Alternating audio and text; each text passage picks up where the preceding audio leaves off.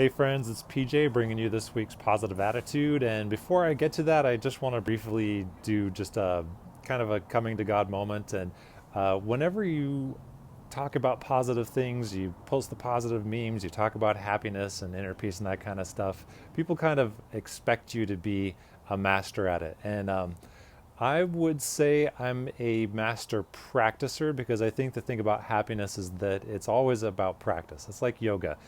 We call yoga and meditation practices because we're simply doing our best.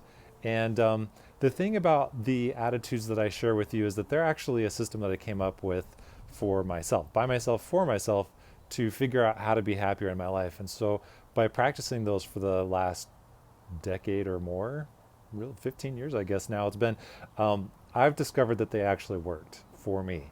And so I'm sharing them in the spirit of sharing, in the spirit of invitation to say that here's something that worked for me and continues to work for me because as I share these things with you, I'm continually reminded, hey, here's something that could help you deal with that situation, or here's a mood that I'm in, and boy, what's something I could do, or what's a happiness tool that I could use to lift my own spirits a bit.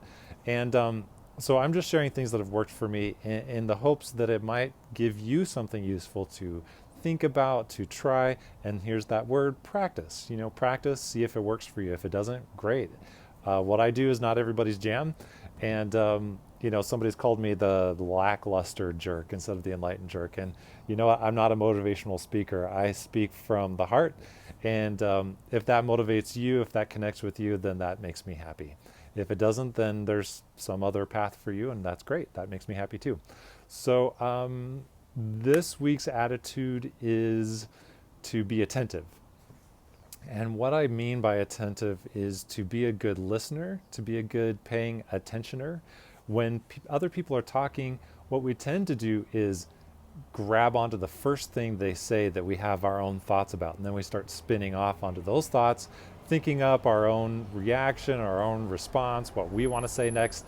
And what happens is we're actually listening to ourselves at that point. We are not listening to the other person. We actually don't know what they're trying to communicate to us. So the first thing about being a good listener, to being attentive, is to shut your own brain chatter off, stop thinking about what you're hearing, and just be an open book and listening to what that person is saying. True communication doesn't happen until both sides are listening attentively.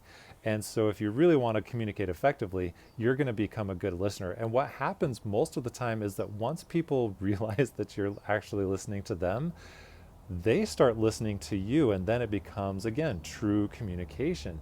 You have the conversation that is completely different from what you would ever expect, because once those doors of communication are truly open, then magical, synchronistic, wonderful, energetic things happen.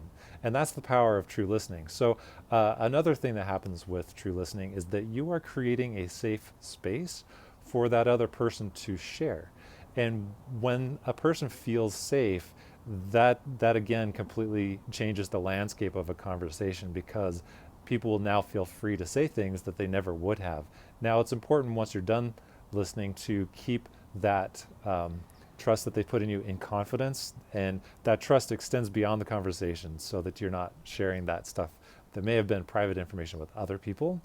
And now the third thing about being attentive that is really a powerful thing is that you start cueing into things that the other person might not even be aware that they're communicating, and that could be things like body language, that they're communicating things that is not just through words. And there's other things that you can become aware of. That the awareness is, knowledge is power. Well, awareness helps us to gain that knowledge. And we might become aware of things that we didn't even realize were available to us. So for instance, say you're meeting somebody for friendship or relationship or a business type of relationship, and you start hearing these cues that let you know, yes, this person is a good match, no, that person is not a good match, or here is the best way for us to be a match in each other's lives. And here are the dynamics that would be synchronistic, positive, and uplifting for both sides. And sometimes that's to completely cut ties with that person. And again, you only gain that awareness by practicing some attentiveness, some awareness, and that presence of mind helps you be aware. And that awareness, knowledge is power, but I also would argue that knowledge is happiness, awareness is happiness, and that's what will help us grow as human beings and build new skills in this world that will become completely invaluable for you. So that's my thought for this week: to be attentive, practice being attentive, think about it, maybe try it out, see if it works for you, and I hope it does. And I will talk to you soon. I appreciate your questions and conversations. I have most of my conversations off of just not in public. People directly message me so that we can have private conversations. That's totally welcome as well. So again, wishing you all the best with happiness and inner peace, and I will talk to you soon.